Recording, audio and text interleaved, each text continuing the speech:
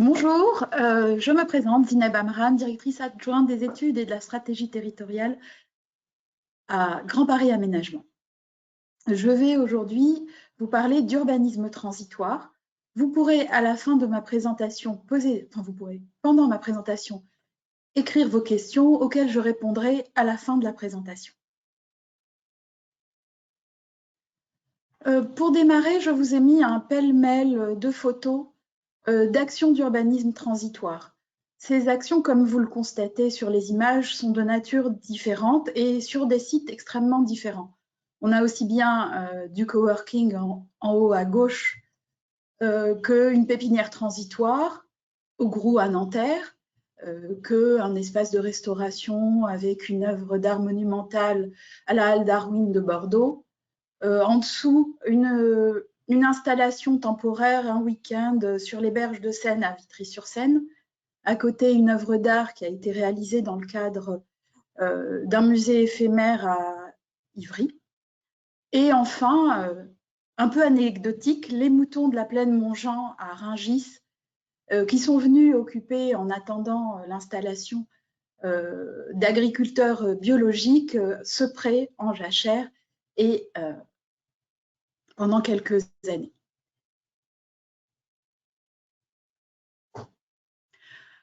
L'urbanisme transitoire a une caractéristique qui ne figure pas sur la slide, mais qui est qu'au démarrage du projet, on a envie de mener des actions, mais on n'a pas d'image claire de ce que sera le projet in fine.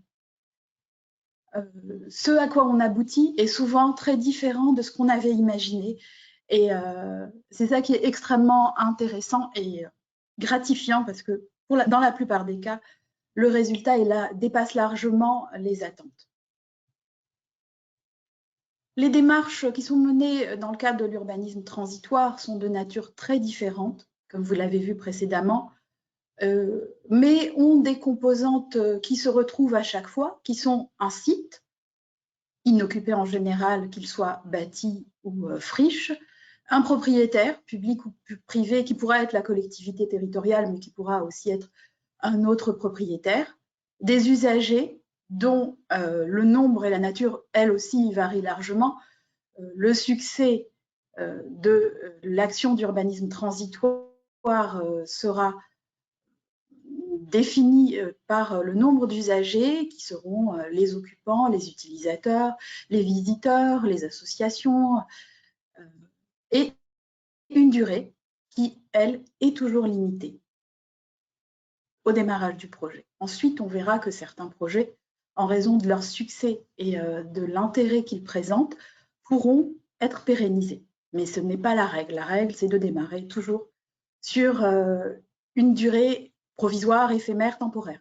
J'ai choisi d'intituler cette présentation « Urbanisme transitoire » parce que même si la durée, elle, est limitée dans le temps,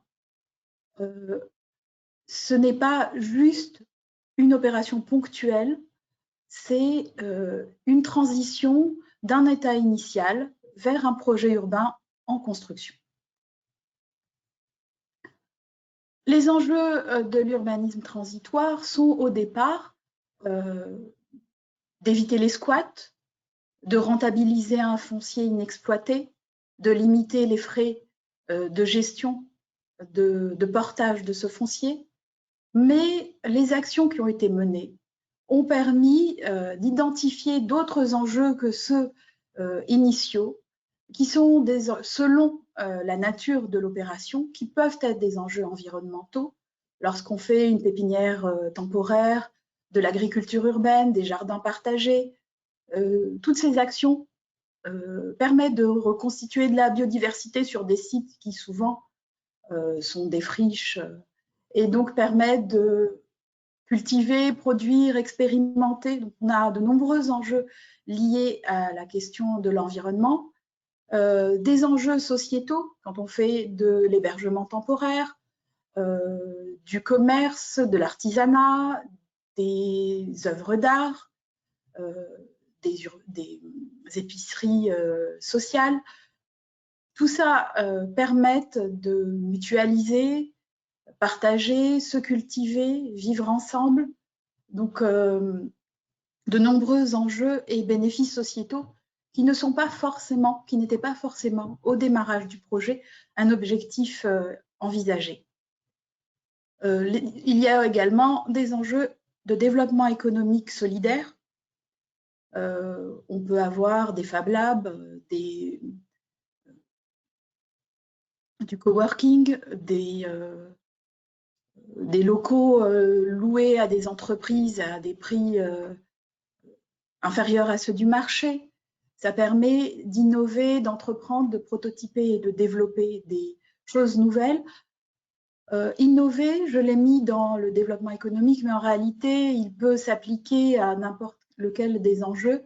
C'est vraiment la spécificité de ces opérations qui ne sont pas définies au départ, c'est qu'elles permettent de tester des opérations, des modes de faire, des nouvelles visions de l'urbanisme, de la programmation, de l'utilisation des espaces qu'on ne peut pas se permettre dans un projet classique d'urbanisme.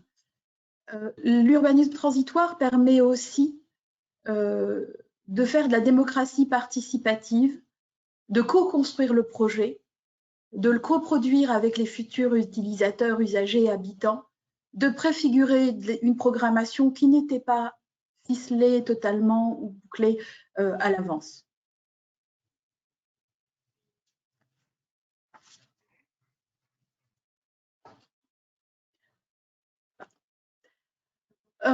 Je voulais vous présenter un peu l'ancêtre, pas l'unique, mais un des ancêtres de l'urbanisme transitoire, qui est le 6B. C'était une friche industrielle de 7000 m² à l'abandon, qui a été squattée par des artistes et qui progressivement est devenu un lieu de référence pour un certain nombre d'artistes, mais aussi qui s'est mis à œuvrer avec la commune, c'est à Saint-Denis, avec la ville de Saint-Denis pour proposer des actions en direction des habitants.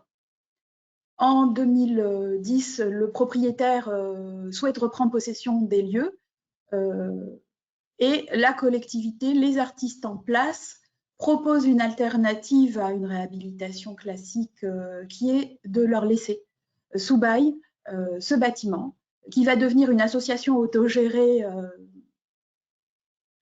et où 170 ateliers d'artistes vont se développer.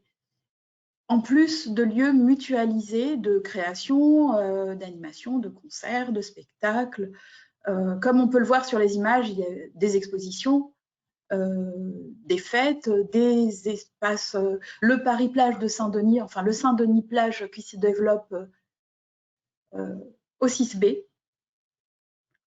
Et ce qui est intéressant dans cet exemple, c'est que ce lieu qui était un squat est devenu un lieu pérenne, un lieu de vie, un lieu de démocratie participative, un lieu central dans la vie artistique de la commune de Saint-Denis. Un autre exemple extrêmement intéressant, celui des Grands Voisins. On a au départ la PHP qui est propriétaire de cet hôpital Saint-Vincent-de-Paul qui doit muter et qui, pour éviter un portage foncier sur le long terme, puisque le projet urbain ne démarre qu'en 2017, fait le choix de le mettre en gestion par l'association Aurore pour y accueillir de l'hébergement d'urgence pour les sans-abri, mais se disant que l'hébergement d'urgence n'était pas très vendeur vis-à-vis des habitants du 14e arrondissement, on y a adjoint d'autres activités qui ont été gérées par Plateau Urbain pour ce qui est des locations aux artisans et aux entreprises, et par Yes We Camp pour ce qui est de l'accueil du public. Et c'est devenu un lieu de centralité dans le 14e arrondissement où se sont développées de très nombreuses activités qui ont évolué dans le temps, de l'hébergement d'urgence bien sûr dès le départ, mais de l'entrepreneuriat, des associations, des artistes, de l'enseignement, de l'événementiel. Et le premier bail, la première convention devait durer 3 ans. Elle a été prolongée de 3 nouvelles années. Et en 2019, l'aménageur a pris la décision de mettre un terme, malgré le succès retentissant du dispositif au dispositif pour libérer le lieu et développer le projet urbain qui démarre, dont les travaux démarrent cette année.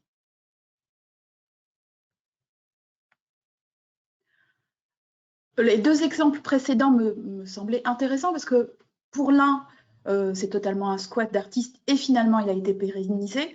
Pour l'autre, le développement a été vraiment extrêmement important et néanmoins, c'était de l'urbanisme transitoire. Le choix a été fait de mettre un terme à cette expérimentation malgré son grand succès. L'urbanisme transitoire a pour caractéristique, on ne pourra pas donner de définition parce qu'elles sont multiples, mais pour caractéristique d'avoir un portage collectif. Les opérations ne fonctionnent que si l'ensemble des acteurs se retrouvent et œuvrent ensemble pour réaliser dans de bonnes conditions l'opération. Donc évidemment, un propriétaire volontaire, une collectivité si elle n'est pas propriétaire impliqué dans le projet. Très, très important, un chef de projet. Quelle que soit la structure à laquelle il appartient, il faut que le pilote soit clairement défini, qu'il soit reconnu, identifié. Le pilote, ça peut être l'aménageur, la collectivité, le promoteur, peu importe. Par contre, seul, il ne peut pas parvenir à tout mener de front, en tout cas un chef de projet tout seul ne peut pas, et il a besoin de s'adjoindre les compétences d'un activateur de site, de toutes ces nouvelles professions qui se créent, Plateau urbain, Yes We Camp et de nombreux autres, qui permettent de gérer les sites, d'amener les fluides, de gérer l'accueil du public. Voilà, leur dynamisme et leur présence est indispensable au succès de l'action. Évidemment, des usagers au rendez-vous. Et alors là, ce n'est pas une personne physique, mais une communication efficace. La communication est un acteur indispensable de l'urbanisme transitoire. Elle est indispensable dans le premier temps, avant le démarrage du projet, au moment de sa conception, pour diffuser l'information de la programmation en train d'être élaborée et permettre au plus grand nombre de s'y inscrire. Elle est indispensable au moment de la mise en œuvre de l'action d'urbanisme transitoire pour communiquer, informer, diffuser autour du projet et attirer les usagers, utilisateurs et publics. Elle est également nécessaire, une fois le projet achevé, quand c'est des projets qui se terminent, pour garder la mémoire et avoir des souvenirs et des illustrations, un retour d'expérience de ce qui a été mené. Je vais maintenant vous présenter une opération d'urbanisme transitoire qui s'est menée à Ivry, dans la ZAC Gagarine, donc qui est une ZAC en renouvellement urbain. Le projet va se développer sur une dizaine d'années. Des habitants restent sur site. Ils vont devoir subir les affres du chantier. Et la barre emblématique qu'est la barre Gagarine, une très grande barre en briques, est en cours de démolition actuellement. Avant sa démolition, la collectivité qui est extrêmement impliquée dans la création artistique a souhaité que l'aménageur mette en œuvre une opération de mémoire autour de la démolition de cette barre. Il a donc été fait le choix d'imaginer un musée éphémère qui serait développé dans une des cages d'escalier avant démolition. C'était une manière de rendre plus acceptable la démolition, de faire un travail de mémoire avec les habitants et de faire un dernier adieu à ce bâtiment. L'aménageur qui a piloté la démarche a fait le choix d'avoir recours à un prestataire, l'association Double Face, qui a animé, géré, créé le réseau d'acteurs au début de l'aventure. Double Face a passé plusieurs mois dans le quartier, rencontré la maison de quartier, les associations, les artistes, et de fil en aiguille à réunir l'ensemble des participants de cette aventure. Au final, au début, on était parti sur l'occupation de 2 étages d'une cage d'escalier, soit 14 appartements par des artistes, qu'ils soient confirmés ou amateurs. Au bout d'un mois de prospection, Virginie Loisel nous a dit, qui est la directrice de Double Face, je pense qu'il faudrait un étage de plus. Au bout de 2 mois, il fallait un étage de plus. À la fin, l'ensemble de la cage d'escalier, c'est-à-dire les 7 étages, ont été totalement investis par nos artistes. Alors, quand je parle d'artistes, il s'agit aussi de classes, de centres de loisirs, d'artistes de toute nature et de tous horizons, pour la plupart ivriens. Ils étaient au final une 50aine. Ça a constitué un réseau, une équipe,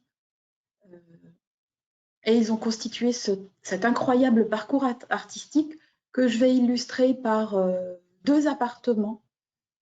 Celui de Serge Bacheret et François Bonnery, qui est chez Josette. Josette est partie en laissant son appartement entier et Serge et François sont inspirés de tout ce qui restait pour reconstituer, selon leur vision à eux, chez Josette. Et un autre appartement aménagé par Françoise Le Pommier, qui a fait La Mama, qui est la sculpture que vous voyez en bas à gauche, et Isabelle Gros-Belou, qui a réalisé les pièces que vous voyez plutôt sur la droite. Cette 30aine d'appartements investis par des artistes a accueilli environ 3000 visiteurs. Ça n'a duré que 3 week-ends. La demande de poursuivre l'aventure était importante, mais nous nous étions engagés sur 3 week-ends, ça n'a pas été possible. Néanmoins, ça a donné une grande visibilité au projet urbain, une grande mobilisation des habitants qui sont venus faire un dernier adieu à leur ancien immeuble. Certains y ont passé 5 heures, d'autres ont fait la visite plus rapidement, mais ça a été des grands moments d'émotion pour les habitants d'Ivry. Ça a été des grands moments aussi pour les visiteurs autres que ceux d'Ivry. Et ça a permis d'identifier ce terreau d'acteurs extrêmement impliqués qui vont nous permettre pour la suite, puisque la demande a été forte de la ville face au succès de l'opération, mais aussi des participants, que se poursuive cet accompagnement du projet urbain par de l'urbanisme transitoire pendant la phase de réalisation du projet. Donc, la prochaine étape dans la ZAC Gagarine-Truyot sera d'occuper les vides du chantier par de l'urbanisme transitoire. Et aujourd'hui, la réflexion est en cours et j'en parlerai certainement plus lors de la formation. Je vous remercie de votre attention et je vais maintenant répondre aux questions.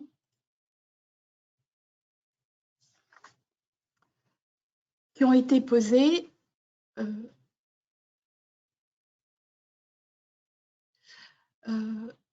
Alors, il y a une question sur la convention. Est-elle une convention de mise à disposition, une convention d'occupation précaire dans l'attente de levée de conditions suspensives?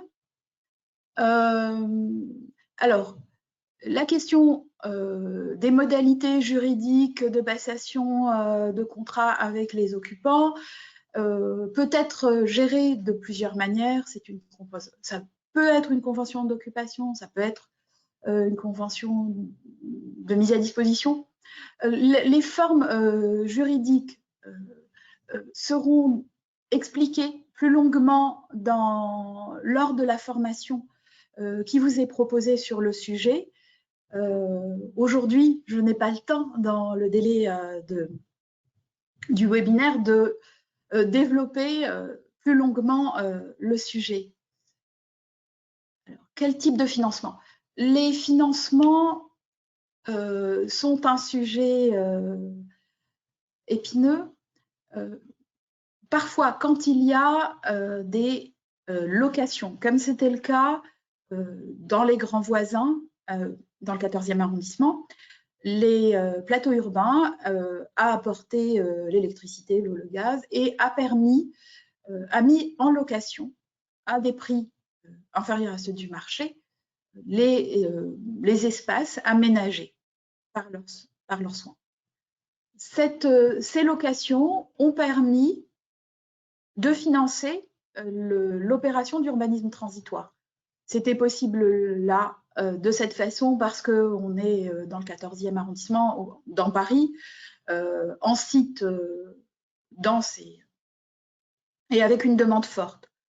C'est pas forcément possible de totalement rentabiliser l'opération grâce aux locations d'espaces à des artisans, des commerçants, etc. Après, il y a d'autres types de financements qui peuvent être des appels à projets ou du financement à partir des opérations du projet urbain. Si on a prévu, par exemple, un pourcent artistique qui peut être utilisé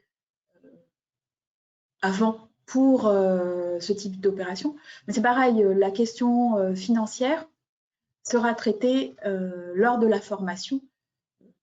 Toutes les opérations ne peuvent pas être rentables, mais au-delà de la rentabilité financière, il y a toutes les rentabilités sociétales de démocratie participative qui doivent être prises en considération lorsqu'on décide de se lancer dans une opération d'urbanisme transitoire.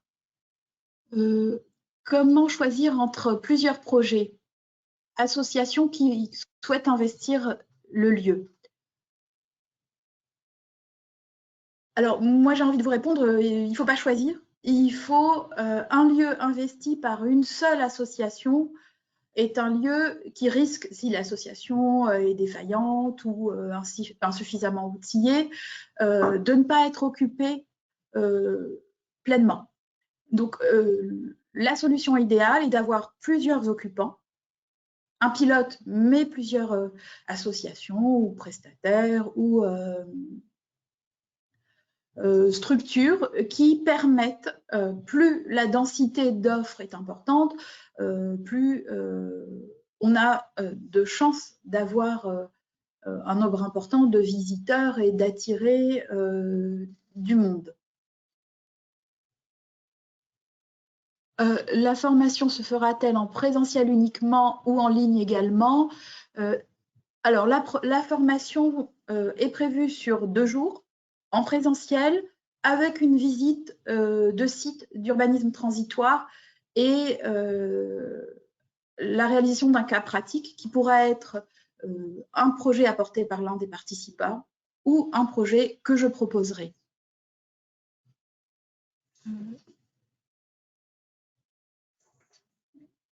Alors, je ne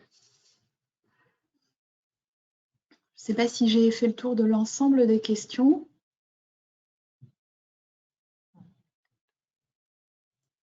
Alors, c'est quoi un activateur de site?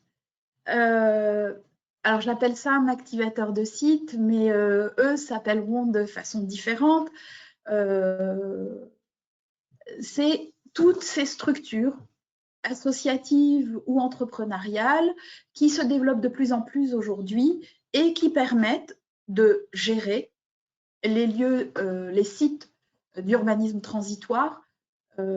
Si vous êtes un promoteur, une collectivité territoriale qui décidait de lancer un projet d'urbanisme transitoire, vous ne pourrez pas assurer, enfin, en général, assurer vous-même la gestion quotidienne du site.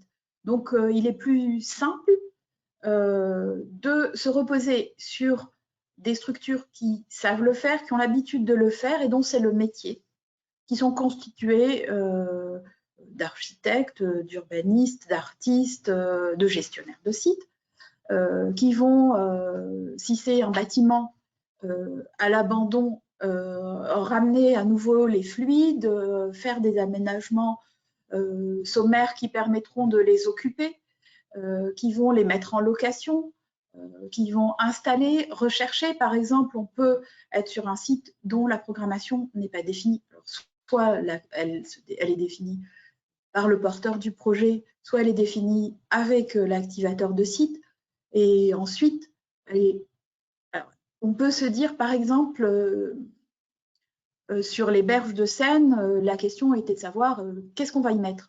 Mais en fait, c'est aussi qui a envie d'occuper ce site. Donc, dans ces cas-là, on lance un appel à manifestation d'intérêt. Et donc, on ne peut pas définir à l'avance une programmation définitive, mais c'est en fonction des réponses qui vont être faites que la programmation va se développer, mais l'activateur sera toujours là pour permettre l'installation, pour gérer toutes les questions de logistique et d'installation des différents occupants du site. Alors, en tant qu'architecte, si je souhaite proposer une médiation ou une aide à accompagnement de développement urbain, est-il préférable que je monte une association? Alors, c'est une réponse qui est très personnelle. Je pense que oui. Si vous vous adressez en tant qu'architecte à un promoteur ou un aménageur pour proposer vos services, il risque d'être étonné qu'un architecte se présente sous cette casquette-là. Bien que chez Yes We Camp, il y a plusieurs architectes, évidemment, mais c'est un métier un peu spécifique et donc il faut endosser, alors association ou autre, mais en tout cas, endosser l'habit de l'activateur de site ou de médiateur. On peut aussi appeler ça un médiateur, mais voilà. C'est pas tout à fait le métier de l'architecte, même si on peut, en tant qu'architecte, être totalement légitime à jouer ce rôle. Alors, ça se trouve où un activateur de site en province? Est-ce que ça peut être un collectif? Alors, ça se trouve où? Je ne connais pas toutes les structures qui mènent ce type d'action en province. Néanmoins, pour ceux que je connais bien, par exemple, Yes We Camp intervient à Nantes, à Marseille, à Paris et sur plein d'autres sites.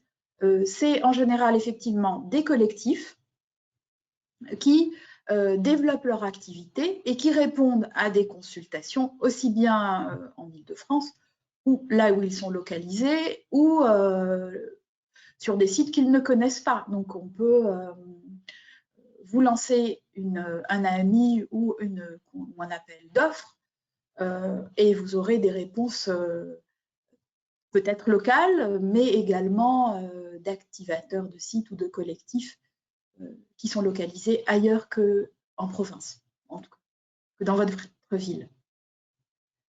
Que se passe-t-il quand les délais de mise en travaux se prolongent ou prennent du retard? Alors, c'est typiquement le cas des grands voisins. La convention initiale était une convention de 3 ans. Le succès de l'opération a fait que la convention initiale a été prorogée de 3 années supplémentaires et que ça s'est poursuivi ensuite jusqu'à ce que les travaux d'aménagement du site puissent démarrer.